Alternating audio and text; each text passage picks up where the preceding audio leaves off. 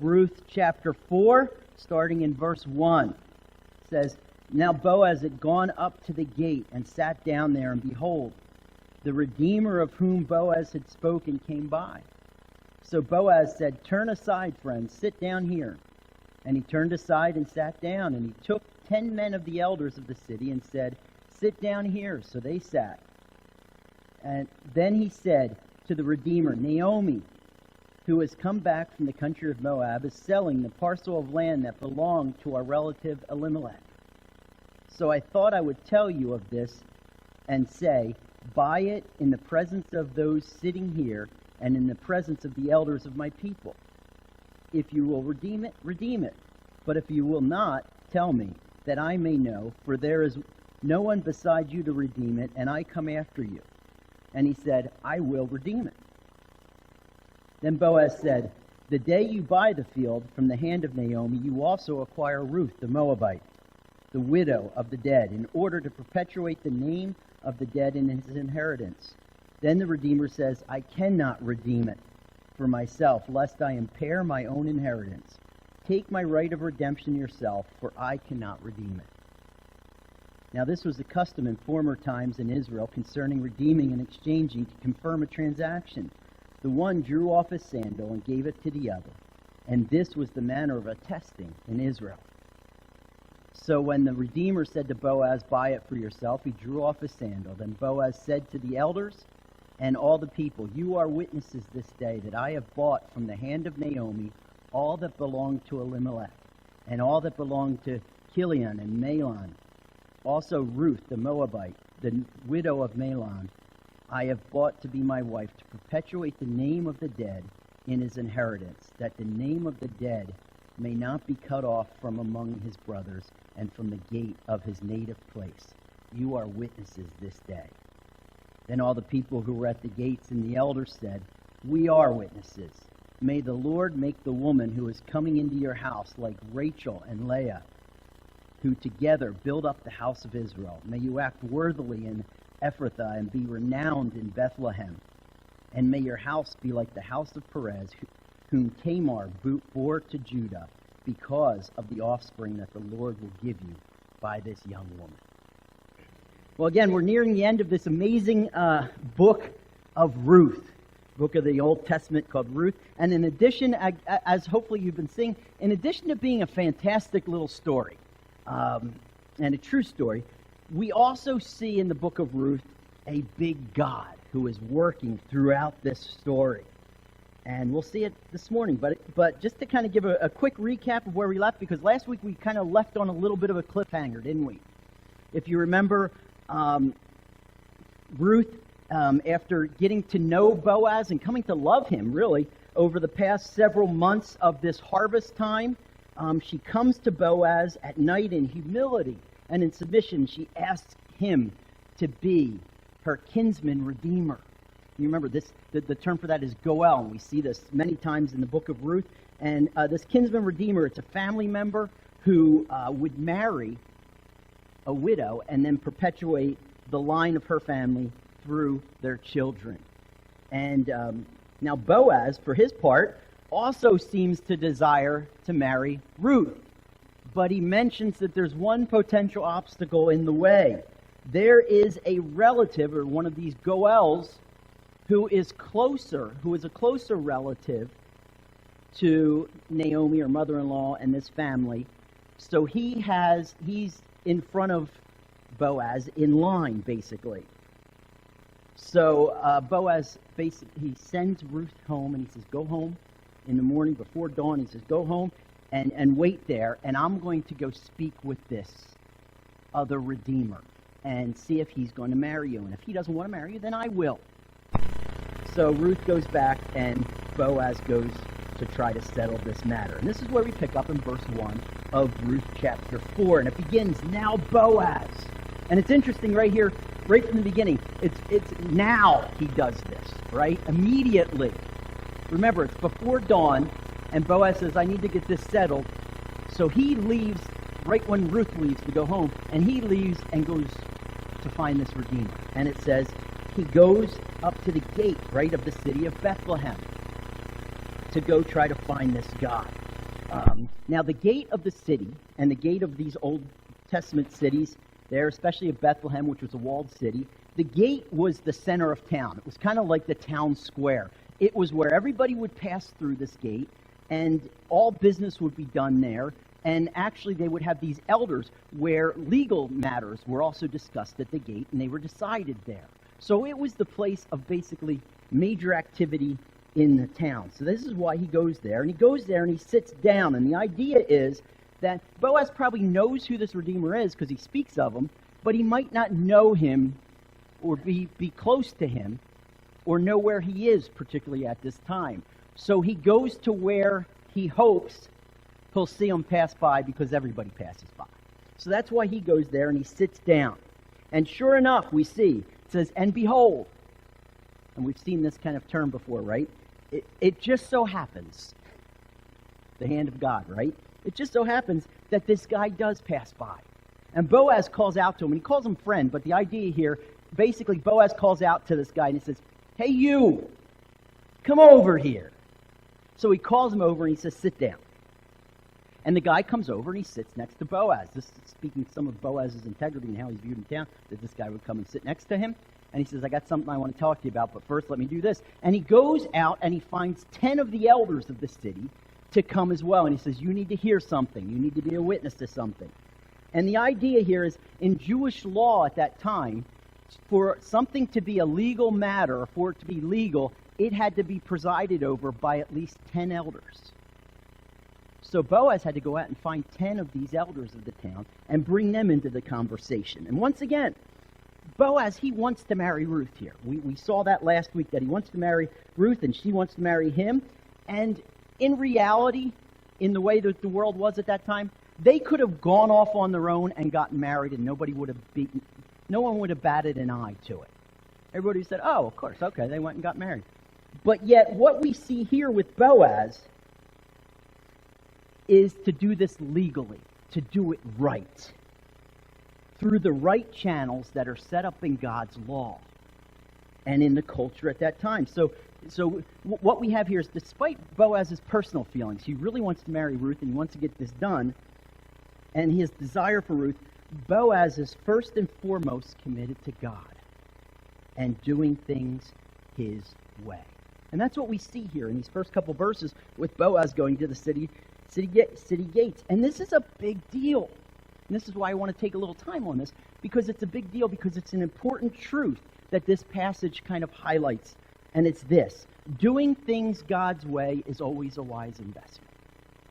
Do you know that?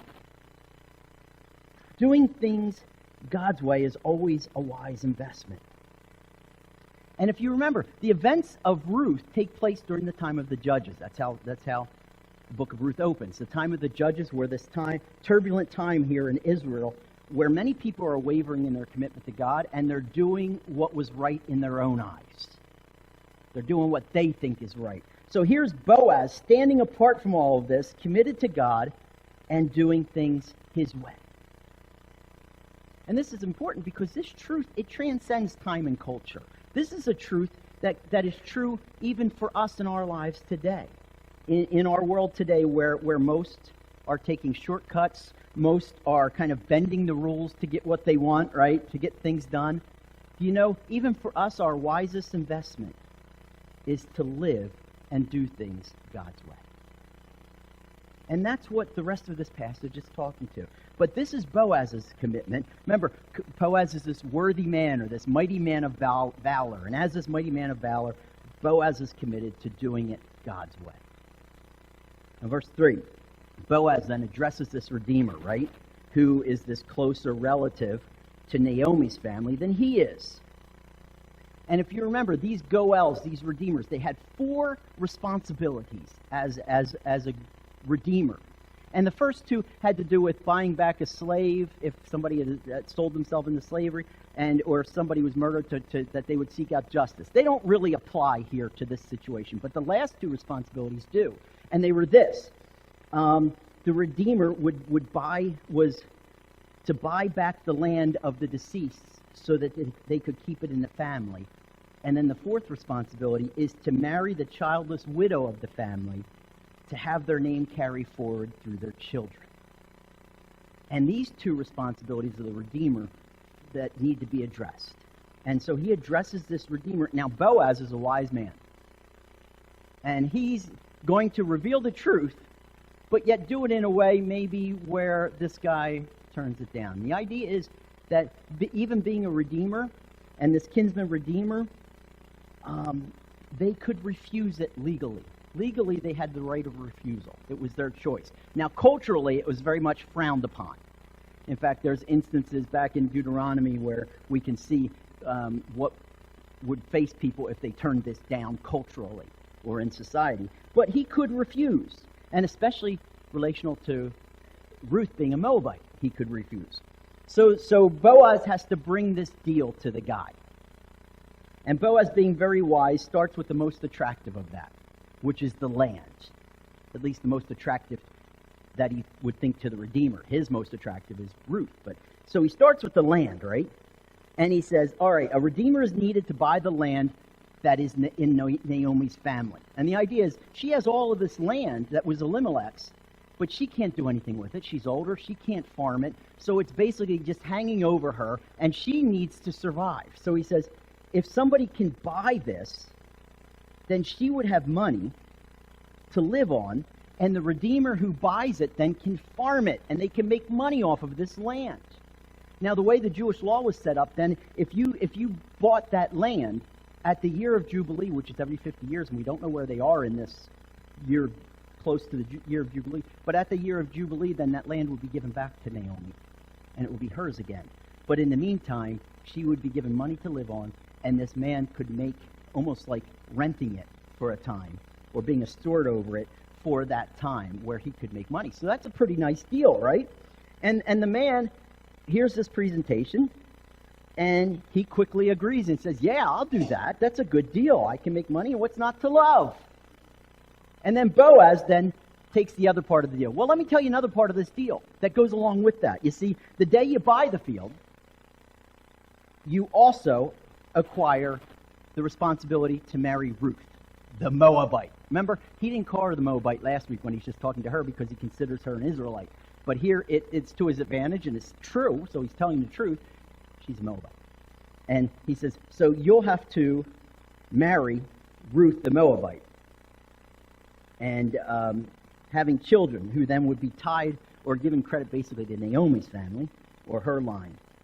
Even though the Redeemer's responsibility is not only to marry, he would take them in, he would support them financially moving forward, so it would be very costly, right? And that wasn't as attractive. In fact, we see in verse 6, the Redeemer says, I can't buy it for myself.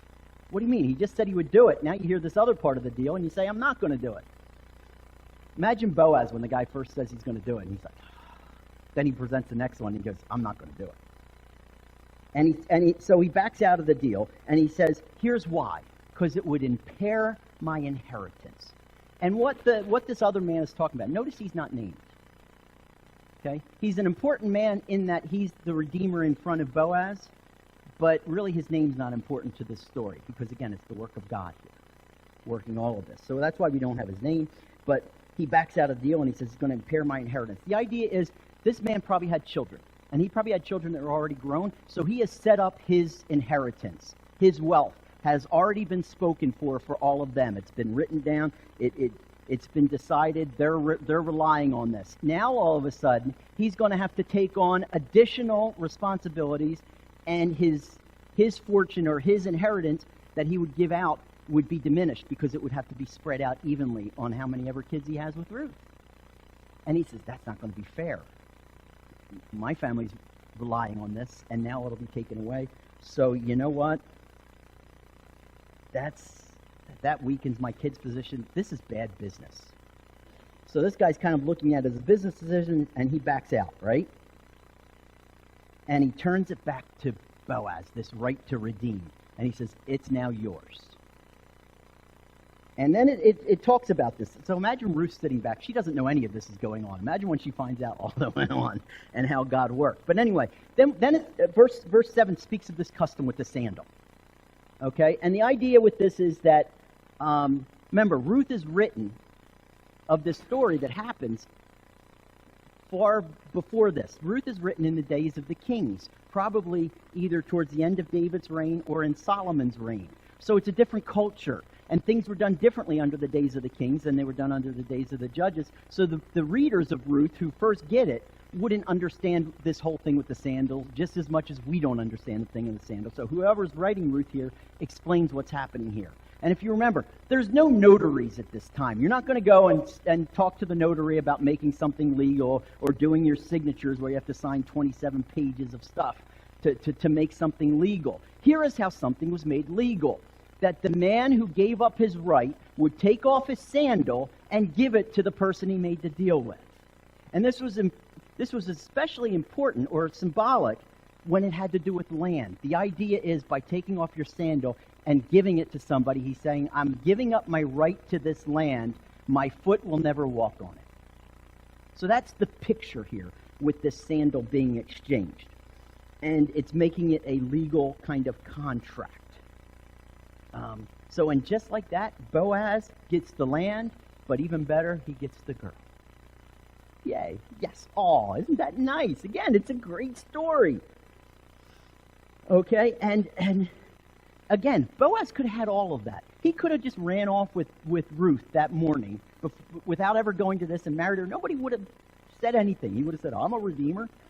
And nobody probably would have said anything, and he could have done that. But he takes this risk, right, in doing it the legal and godly way. And it might not have worked out for Boaz, right? But even in working out for Boaz still takes on a huge responsibility, doesn't he? And a huge cost in his life. You see, because he's got to buy the land, he's got to support Ruth and all these things. You see, living God's way is costly. Do you know that? Living God's way is costly. And when we commit ourselves to live God's way, it can be costly for us. Even us doing it today, where others may take these shortcuts or lie or cheat to get ahead, we're called as followers of Jesus to live his way, the right way, to seek to do things legally in society, to do things the right way. It means not cheating on your taxes or taking those little... We say, all right, we're doing it right. We're doing it God's way. And in the short term, that's a lot more costly because we look around us and we look at our neighbors and things like that, and they're all doing this, and we're saying, they're all getting ahead, and I'm sitting here doing things right, and everybody's passing by. Well, it can be more costly. It's also costly because it often, in doing things and living life God's way, puts us out of step in our society, in our culture. You know, I just want to say this because we have a presidential election coming up in just a couple weeks. I don't know if you've heard. Maybe it's been under a rock or something. But we're nearing an election, and there are some really clear and significant issues that stand in stark contrast. I mean, again, there's many candidates, but there's two major parties, and I just want to talk about them for a minute because they offer a stark contrast to each other, and they offer a stark contrast to God's Word. And let me first say this. We talk about these two parties, and there's two candidates, and these candidates represent a party. But these candidates as personalities, I'll tell you my personal opinion, I'm not personally fond of either one. I'm not going to hang out with them, okay? But this election is more significant than a personality. It's about choosing between two parties and their platforms that are drastically different. And I really want to kind of lay this out real quickly with you because it can be costly to live God's way, but it's important to live God's way, even in this. You know, while one of the parties is far from perfect, they still want to keep things open and the opportunity to do things right. The other stands in stark opposition to God. They've been clear in saying this. We want to be in opposition to God and His ways and His priorities, going against even what He's created. And I want to set this forth so we know. Do you realize when the Democratic Party says we support abortion? No, we don't just support abortion, the killing of human life that God has made sacred and in His image. We want to celebrate that. You see how that's opposed to God? And we want to stand in opposition to the family that God has set up, even to the point where we're messing with gender that God created and put in people while they were in the mother's womb. And not only that, we want to silence those, the very mention of God, and those who live for Him. Do you realize this past week in one of the rallies, people shouted out, "Jesus is Lord" at the rally. And the candidate from that party says, "You're in the wrong party. We don't do that here." Look it up. It was in the news this week. Talk about standing in opposition with God. And listen, you can vote for whoever you want. We live in a free country, and you can choose who you want, and you don't have to just choose between those two. If you have somebody that God leads you to vote for, that's perfectly fine. But here's what I want to say to you. If you want to commit yourself to following God and living life His way, there's one party that you cannot vote for if you want to live God's way, because they stand in opposition to God and His truth. Now, just be clear with that, whatever the price. But I think we need to know that, and we need to be clear of that. But here's what I want to do. Last I'll say about this today. I urge you, pray. Pray, know God's priorities, and then vote with that in mind. Again, that's a responsibility we're given in our country. So in following God in His ways, we're to vote. And we vote how God leads us to vote. And if we say we want to follow Him in our ways, we know who we can't vote for if they stand opposed to God and His ways. And I just want to close with what Paul says with that. Close talking about this part of it real quickly. Paul says in Philippians chapter 3 about all of this and about this cost. He says, "But whatever gain I had, I counted as loss for the sake of Christ. Indeed, I count everything as loss because of the surpassing worth of knowing Christ Jesus my Lord. For His sake I've suffered the loss of all things and count them as rubbish, in order that I may gain Christ." There may be a lot of promises, and every time there's an election, there's a lot of promises. Don't go for short-term promises. Go for God and His ways. And when we do that, yeah, it may cost us. It may cost us friends. It may cost us ridicule or hatred by people. It may even cost us our job. But you know, we're accountable to God and God alone. And I want you to seek that when you do that. Anyway, sidetrack done.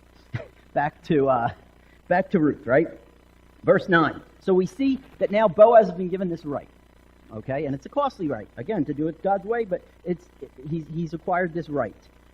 And after committing to the deal now, Boaz, he looks to the elders, and he looks to this crowd of people now that have gathered around, because they see 10 elders. They're like, oh, this must be something good. Court TV, I get to watch this. And they're all standing around hearing about this, and they're all there. And Boaz looks to all of them, right? And he calls them to be witnesses to it. He says, "You are all witnesses to what has happened today, that this has been legal, and it has been according to the law, and it's been done the right way. Not only before you guys, but before God." It's basically Boaz saying, I've got nothing to hide here. I'm putting this out there so you all know my desire, my commitment, and my actions are God. You see, living God's way, it's also apparent. It's visible to those around us when we live God's way. It should be apparent to those around us. You see, when people are trying to do things that are wrong and their own way, what do they often do? They do it when you're not looking, right? They do it in the dark. Jesus said, what's set in the dark will be brought to light, right? Why? Because people are doing wrong. People do wrong in the dark when they try to sneak something through before you notice what it is, and they want to get it through. When you're doing something right, you have nothing to hide. When you're doing something according to God and His law, hey, you can be mad at me, but I'm following God. And we have nothing to hide. So when we do that, in fact, we should want people to see that, because then they not only hear what we believe, they get to see it, what we believe, right in front of them. And that's what Jesus is getting at on the Sermon on the Mount. Remember when He says, we're a city on a hill, a light that everybody can look at? and we're not to be hidden. And then he says this in verse 15 of Matthew 5. He says, "Nor do people light a lamp and put it under a basket, but they put it on a stand, and it gives light to all in the house. In the same way, let your light shine before others. Let the way we live for God be seen before others, so they can see our good works, our right works of God, and they give glory to Him, to the Father who is in heaven." We shouldn't be ashamed, we shouldn't be fearful to live for God and His ways in our world today. Whether it's at work or with our friends or at home, we shouldn't be ashamed, we shouldn't be afraid, we shouldn't try to hide it. Right? God doesn't call us to be secret Christians. Rather, He's called us to be seen, and that He may be seen in us by the way we live. And that's what Boaz is doing here, is he challenges those to be witnesses or to recognize this. And in fact, in verse 11, we see that the people do, and they respond. In fact, they respond in an amazing way. They pronounce blessings upon him. And not only him, but they pronounce blessings on Ruth, who's not even there. They're saying, yeah, this is the right way. In fact, we want the best for both of you. In fact, so much so, they say first about Ruth, they said, "May she be blessed like Rachel and Leah." Do you know what a big blessing this is for her? Okay? Remember, Rachel and Leah are the two wives of Jacob, also called Israel. From Rachel and Leah came some of the tribes of Israel, including the tribe of Judah, where Bethlehem is. From that, they are our source. These are the greatest women that we can look to, the most important women in our history to look to. And may Ruth, the Moabitess, this woman from a nation born of incest, filled with pagan worship, but Ruth, someone who commits to not only Naomi, but also the God of Israel. And may she be counted with not only the women of Israel, but the greatest women in Israel. It's quite a blessing, isn't it? Think about that. Whoa! So they're giving her this blessing. And then there's Boaz. And he says, now may Boaz be renowned amongst his clan, the clan of Ephrathah, right? And in Bethlehem. Okay? And they said, even in his own house. Now look, they didn't say, may Boaz be blessed in Elimelech's house. Now they're saying, no, may Boaz also be blessed through this. It's not just the one who's redeemed that's blessed, it's also the Redeemer. And they said, may Boaz be blessed. And it be like the house of Perez, right? Perez is the son of Judah, where the tribe of, the clan and those in Bethlehem, they come directly from Perez, right? And I said, maybe blessed like that. Now, the story of Judah and Tamar, who they mention here, that's one for another day. It's quite a story. But just suffice it to say, that story is marked with messiness, and it's marked with sin, but yet God brings it and blesses it and uses it for these great blessings in Judah. Just like he's doing here with Ruth. And these same blessings are called on for Ruth and Boaz's children. Wow, what a future, huh? What a future. I mean, I can almost imagine the guy who refused this and said this is a bad deal, and now he hears about it, and he hears the blessing that's coming on Boaz, and he's like, drat. What did I just give up? Right? What did I just give up? What happened? And he can't take it back. He already gave the sandal. Seller's remorse, right? Anyway, these pronouncements are for future blessings, and they reveal that finally, living God's way is ultimately profitable. Living our life and doing things God's way is ultimately profitable. Living according to His priorities. And they may not lead to immediate blessings in our life. Again, usually they're costly in the beginning. But they will ultimately rise above and be proven right and true. Just like God's truth is always proven right and true, and God always wins. And His truth always wins. His order and His ways will always prove true, and others will see it. Just like when Jesus returns and it says every knee will bow, even those that don't think it, they will come around and realize that God is the way. And it's ultimately profitable. And living his way will ultimately be blessed and prove true. Paul in Colossians talks about, Colossians chapter 3, he talks about believers, and he says we're to set our mind and our actions on God and his ways, right? The things that are above. And we're to seek those things. And then he says, here's why. Because you died. You've submitted to God. You've submitted to doing things God's way. And your life is hidden with Christ in God. You're doing it for him. You're not doing it for yourself.